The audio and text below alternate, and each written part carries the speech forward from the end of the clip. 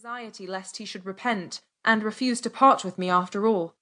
"I suppose your aunt will find your clothes all right," he said, as he watched Juanita pack my cabin trunk. "I've told her to rig you out afresh if she doesn't. We don't go in for Paris modes at San Carlos, so I'm afraid you will hardly be in the latest fashion. You must be a good girl and do as you're told. You'll find everything rather different over there, but you'll soon get used to it and be happy, I hope. Though what I'm to do without you here I don't know," he added wistfully. "You're all I've got now." And he looked out over the blue waters of the bay to that little plot under the shade of the campanile where my pretty mother lay sleeping so quietly.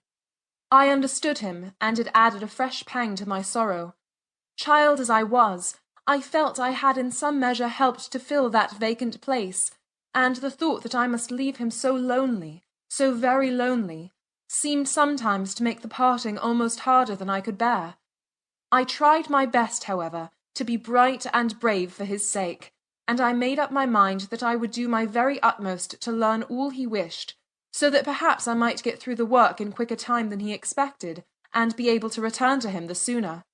The grief of the coloured portion of our household at the news of my departure was both noisy and vehement. Juanita dropped copious tears into my boxes. José, the garden boy, assured me that England was situated in the midst of a frozen sea, where your fingers fell off with the cold, and you chopped up your breakfast with a hatchet.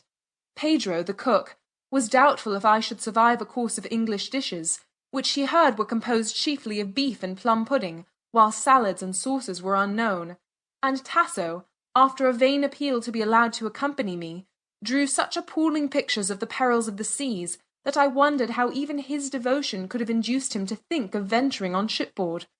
Of all the many friends whom I left behind, I think the one I regretted the most was Tasso. My earliest recollection is that of clinging to his stout black forefinger to toddle down the flagged pathway between the orange trees which led to the terrace that overlooked the sea.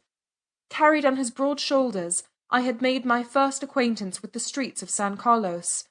There one might see the funny washerwomen standing like ducks in the river to beat their clothes upon the stones, the long-eared mules with their gay trappings coming down from the mountains laden with bags of coffee-berries, the solemn Indian muleteers with their dark cloaks and fringed leggings, the little black children dancing and singing in the bright sunshine, the open-air restaurants where men of all nations sat chatting, smoking cigarettes, and drinking eau sucré under the palm trees, or the fashionable carriages of the smart Spanish ladies and gentlemen who thronged the Corso in the late afternoon.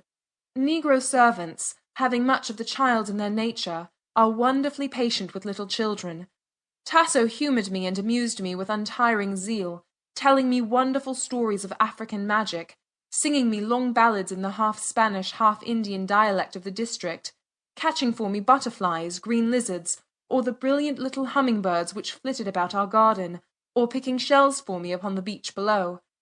It was on this shore, just under the windows of our house, that I was once the heroine of a very real adventure which had almost cost me my life. I think at the time I could not have been more than 4 years old, but it made such a deep impression on my mind that I can remember every detail as clearly as though it had happened only yesterday. I had been taken by Juanita to play in the cool of the evening on the little strip of silver sand and shingle which lay between our high garden wall and the dashing surf. I had left my doll's cape on the terrace, and I begged Juanita to go and fetch it. For a long time she refused, but on my promising not to stir from the spot where I was playing, she was at last persuaded, and hurried up the steep flight of steps onto the veranda. It had been an intensely hot day, and I was tired, so I thought I would sit down and rest until Juanita returned. Looking round, I saw, as I imagined, a nice, smooth, round stone close by, upon which I settled myself very comfortably, curling my little fat legs under me. But the stone must surely have been an enchanted rock out of one of Tasso's fairy stories, for it suddenly began to move, and, rising up, it put out 4 flat feet, and marched briskly down the beach towards the sea.